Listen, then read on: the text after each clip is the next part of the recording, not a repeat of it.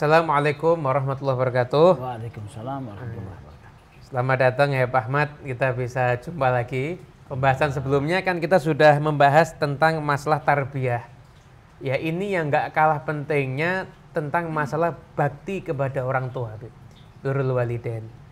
Karena sekarang ini bakti kepada kedua orang tua itu kok kayaknya semakin lama semakin menghilang. Dulu ada ini Habib Novel Al-Idrus, itu ketika beliau silaturahmi ke salah satu orang yang soleh dan kita yakini itu termasuk kekasih Allah, Habib Ali bin Ja'far Al-Idrus Batu Pahat yang masyhur dengan kewaliannya itu, beliau mengatakan sebab merusaknya dunia ini saat ini bukan karena yang minum khamr, minum khamr itu ya termasuk amal yang rusak itu, tapi sebab rusaknya dunia saat ini adalah karena banyaknya anak yang durhaka kepada kedua orang tuanya. Kalau satu kampung itu kita lihat mungkin yang minum khamr bisa dihitung dengan jari, tapi anak yang berani jawab kepada orang tuanya kadang-kadang jumlahnya jauh lebih banyak. Jadi kira-kira yang menyebabkan anak nggak ngerti hak orang tuanya sebenarnya apa ini? Ya, mungkin tarbiyahnya sendiri yang tarbiyahnya sendiri. Karena ada hadis yang dikatakan oleh Rasulullah SAW, rahimahullah walidan a'ana waladahu ala birrihi. Ya, semoga Allah Subhanahu wa taala merahmati orang tua yang membantu anaknya untuk berbakti kepada kedua orang tuanya. Mungkin pada pendidikan dasar juga anak harus sudah mulai ditanamkan apa keutamaan birrul walidain, karena birrul walidain itu bukan cuma sekedar anjuran, tapi kewajiban. Bahkan dalam Al-Qur'an perintah itu turun bersamaan dengan beribadah menyembah Allah Subhanahu wa taala. Setelah Allah merintahkan hambanya untuk beribadah nyembah Allah wala tusyriku bihi syai'a, kemudian dilanjut oleh Allah Subhanahu wa taala dalam firman-Nya wabil walidaini ihsana, dan kepada kedua orang tua hendaknya kau berbuat baik, ihsan atau birrul walidain. Maka kita harus ajarkan mungkin kepada anak-anak kita bahwasanya berbakti kepada kedua orang tua itu merupakan kewajiban yang diperintahkan oleh Allah Subhanahu wa taala dalam Al-Qur'an. Ya, jadi mungkin karena kurang mengerti dan juga mungkin tidak ada suri tauladan yang bagus. Karena kalau kita lihat acara-acara film, sekarang ini kan mau nggak mau, kalau bisa kita bicara jujur, Beb, anak-anak kita saat ini, anak-anak muda utama itu kiblatnya tuh film. Jadi di film itu rata-rata pasti anak dikisahkan jatuh cinta. Ini satu orang tuanya ngelarang, dikesankan orang tuanya itu zalim. Sehingga akhirnya mau nggak mau, sekalipun film itu nggak bicara untuk durhaka sama orang tua, mau nggak mau kan film itu memberikan satu nilai. Kalau orang tuamu menghalangimu dari apa yang kamu senangi, berarti orang tuamu termasuk orang yang jahat. Nah ini kan akhirnya menjadikan anak itu akhirnya kurang semangat untuk berbakti kepada kedua orang tua. Nah, kalau orang dulu sendiri itu kan kalau didik anaknya untuk berbakti kan luar biasa. Seperti anak itu dulu nggak berani keluar rumah kecuali harus cium tangan sama orang tuanya. Satu pamit sama orang tuanya, menyampaikan berangkatnya kemana, bersama dengan siapa, pulangnya kapan. Dan itu pasti ya ditepati pulangnya. Jadi sehingga dari kecil itu anak itu sudah tahu bahwasanya orang tuanya adalah harus dihormati, harus dihargai, dan itu akhirnya terbawa sampai dewasa begitu.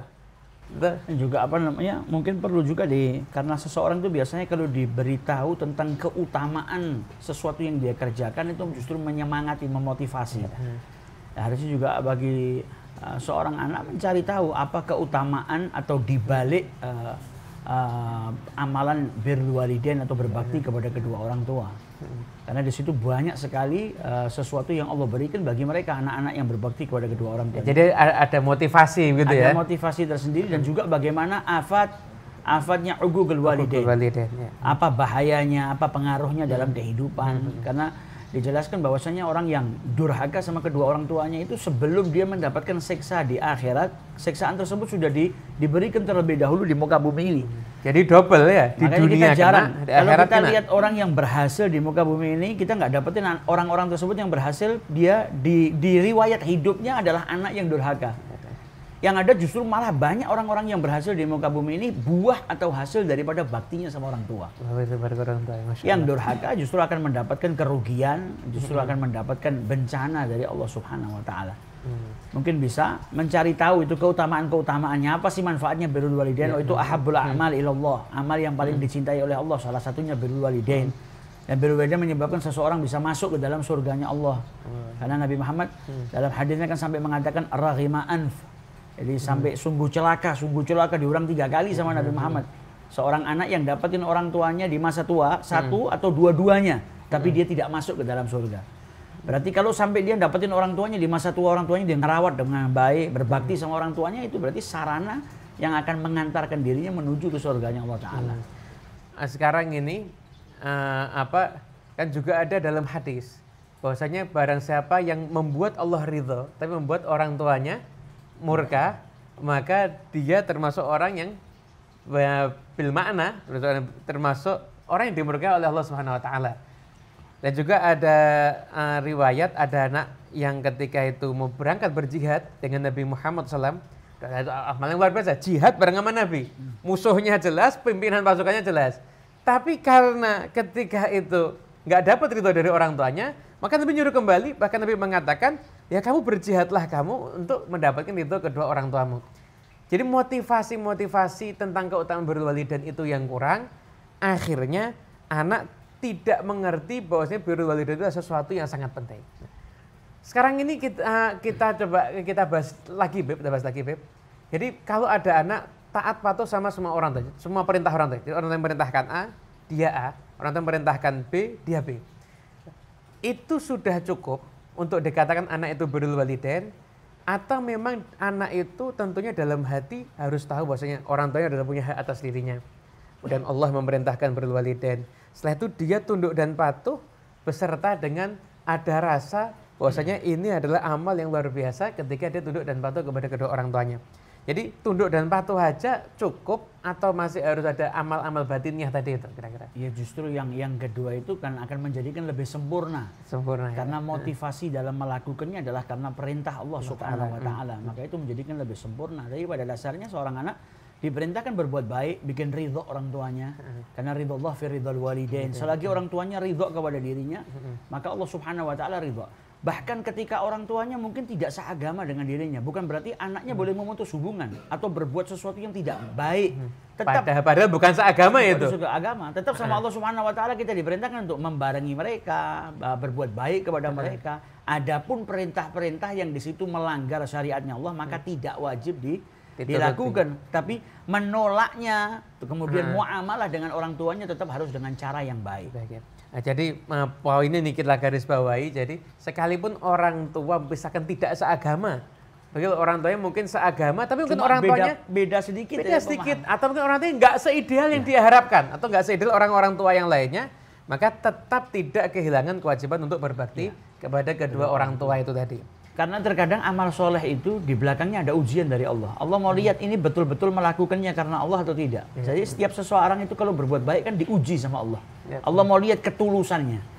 Nah terkadang Allah Subhanahu wa taala menguji kita dengan ujian di mana kita dituntut untuk membuktikan kalau kita melakukannya memang semata-mata karena Allah. Bagaimana kalau kita diperintahkan birrul walidain, berbakti, tapi ternyata nggak ada tantangannya di situ. Jadi orang tuanya baik, orang tuanya gini, ya mungkin nilai baktinya ya banyak yang bisa melakukan seperti itu. Tapi terkadang manusia itu dihadapkan dengan orang tua yang mungkin berbeda pendapat. Apalagi semakin usianya tua, makanya dikatakan oleh Rasulullah, sungguh celaka orang yang mendapatkan orang tuanya di masa tua, tapi dia tidak masuk ke dalam surganya Allah Subhanahu wa taala. Berarti di masa tua itu memang ada ada perbedaan pendapat dan lain sebagainya, tapi jangan sampai itu menjadikan seorang anak itu justru malah durhaka kepada kedua orang. Karena kalau berbeda pendapat itu mungkin bukan hal yang terlalu besar ya. Karena dulu saya pernah dapetin sebuah kisah nyata yang saya dengar. Ada seorang dokter yang kemudian kedatangan tamu pasien, seorang anak bawa ibunya gila, jadi hilang akal. Maka dokter tadi kemudian tanya kepada anak, ini siapa? Ini ibu saya. Dan dokter itu tahu kalau ibunya ada kalau bahasa kita tidak waras. Tidak waras, ada sedikit gangguan di kejiwaan. Aja sebenarnya tidak waras gitu aja. Kejiwaan lah, ada gangguan kejiwaan. Maka ibunya tadi yang melepas kerudungnya, nyanyi dan lain sebagainya, tapi anaknya sabar. Dan si dokter ini ngelihat anaknya bukan style orang biasa, tapi orang yang punya karir lah. Maka dokter tadi tanya, kenapa kok tidak masukkan ibumu ke rumah sakit saja supaya kau bisa melanjutkan hidupmu, melanjutkan karirmu. Toh ibumu kan nggak kenal sama dirimu. Apakah ibumu kenal? Dia bilang nggak ada gangguan jiwa. Ibu saya nggak kenal, tapi yang menciptakan ibu saya kenal kalau saya itu anaknya dan saya diperintahkan untuk berbakti. Masya Allah. Jadi walaupun ujiannya berat seperti itu, dia nggak mau ngelepas orang tuanya. Karena motivasinya adalah memang itu adalah perintah Allah SWT. Bahkan si ibu itu ketika ngelihat layar TV di ruangan dokter tadi ada acara yang sedang menyiarkan Ka'bah di Mekah, Masjidil Haram. Maka ibunya kemudian sambil ngomong diulang-ulang, ayo ke Masjidil Haram, ayo ke Masjidil Haram. Kata anaknya, ya insya Allah beberapa bulan ke depan kita akan pergi ke sana. Dokternya bingung, ini kau cuma manis-manis mulut atau kau betul-betul mau bawa ibumu ke sana? Dia bilang, enggak, ibu saya itu nggak ngucap apapun dari keinginan kecuali saya turutin. Loh, tapi ibumu kan tidak wajib umroh, tidak wajib haji. Dia bilang memang tidak wajib, tapi saya mau berusaha berbuat ihsan.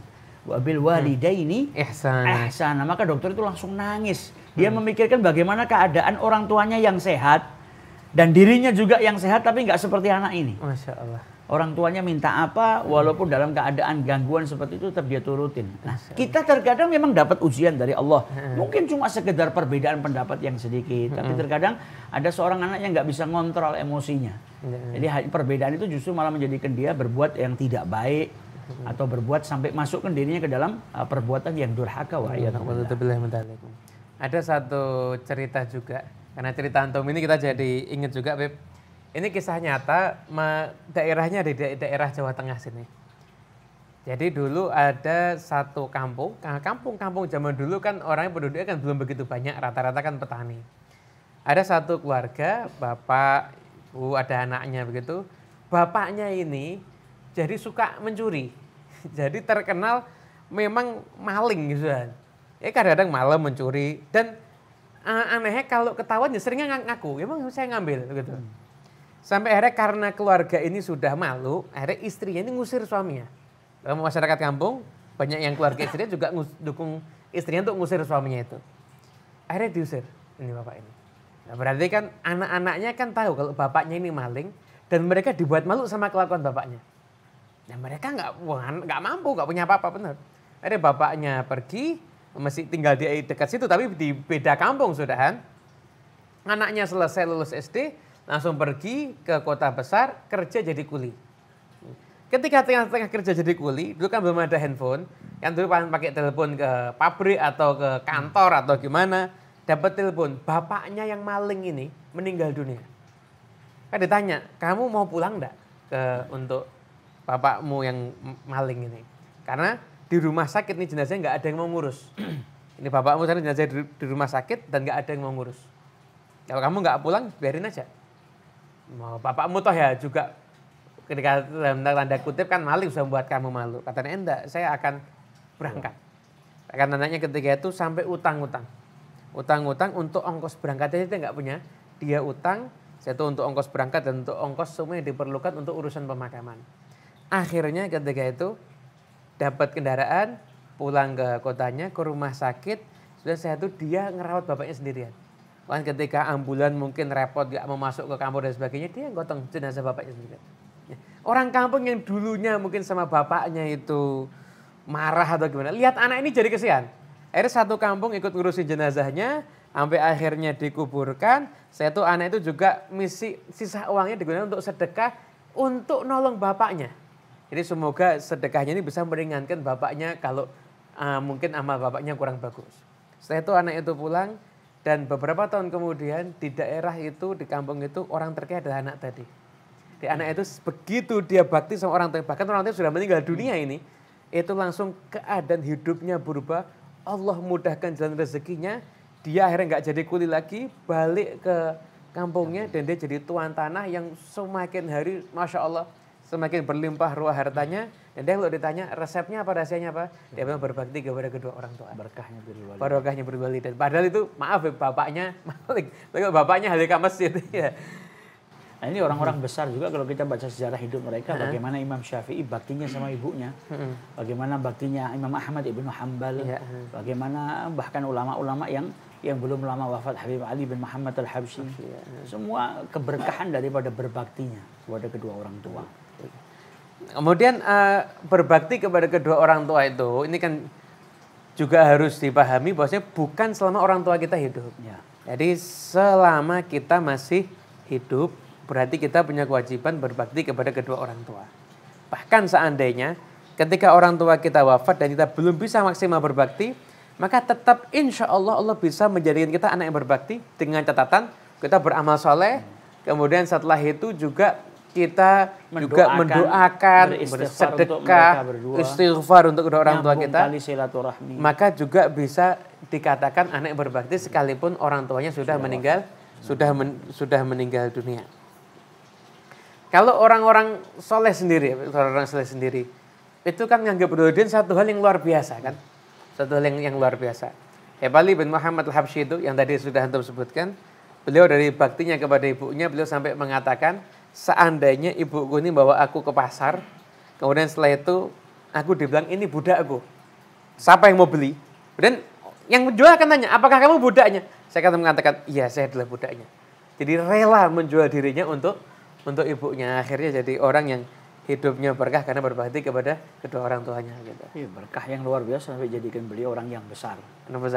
Karena seorang anak tuh kalau dia sadar jasa kedua orang tuanya itu memang nggak bisa dibalas.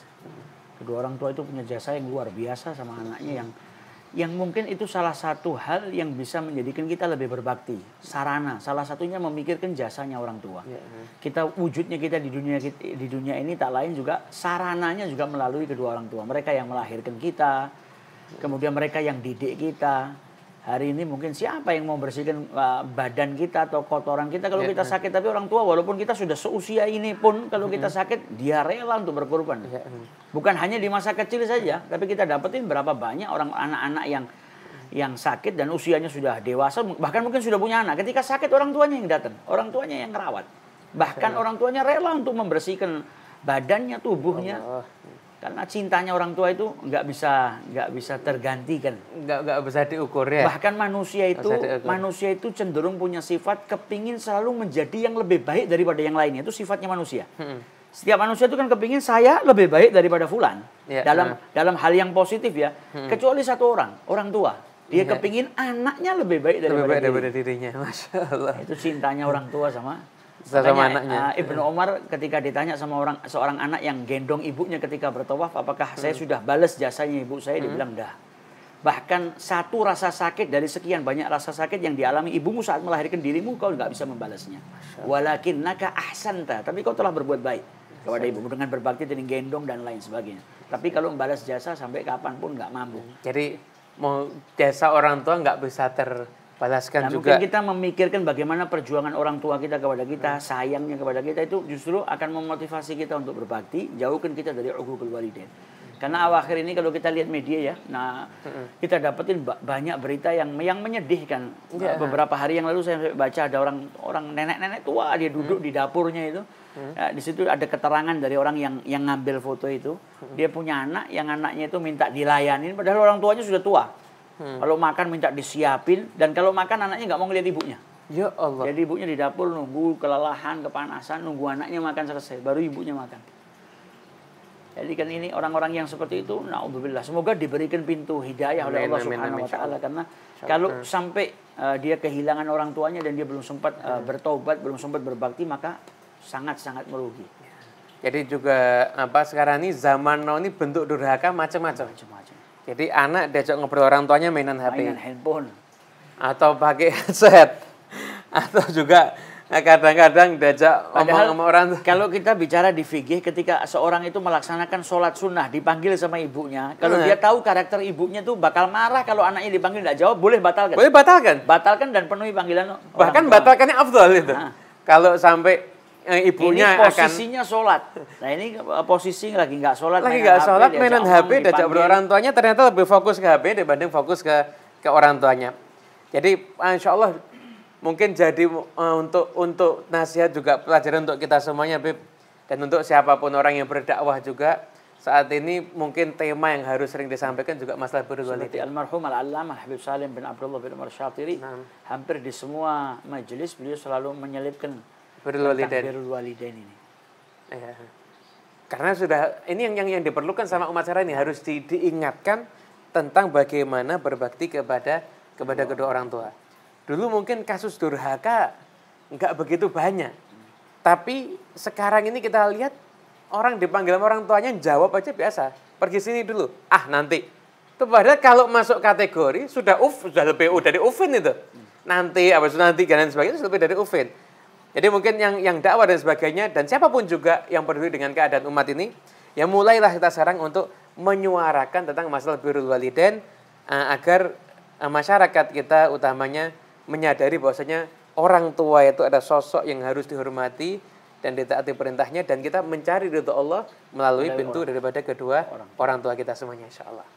Insyaallah kita dijadikan anak-anak yang amin, amin, dan siapapun yang dengar ini, semoga Allah Subhanahu wa taala menjadikan mereka anak-anak yang berbakti. Mungkin antum bisa tambahin doa Al-Habib Ali bin Muhammad Al-Habsyi supaya punya anak-anak yang ada itu doanya Habib Ali Al-Habsyi. Bisa dilampirkan. Ya, nanti bisa dituliskan ya. Ini kan ada tim yang edit. Allahumma barik lana fi auladina wahfadhum wa la tadurruhum warzuqna birrahum. Allahumma barik lana fi auladina, ya Allah berkahi untuk kami anak-anak kami, wahfadhum jaga mereka, wa la tadurruhum jangan kau bahayakan mereka, warzuqna birrahum dan jadikan kami semuanya mendapatkan bakti mereka, insyaallah. Amin ya rabbal alamin. Insyaallah itu ngobrol santai kali ini. Insyaallah kita akan jumpa lagi di ngobrol santai yang berikutnya. Nah, kalau memang acara ini ada rasa menarik, tulis di kolom komentar ya. Dan mungkin ada usulan apa yang perlu kita bahas, maka juga tulis di kolom komentar, karena kita nanti akan ada duduk-duduk santai yang model begini lagi, insyaallah. Wa'alaikum warahmatullahi wabarakatuh.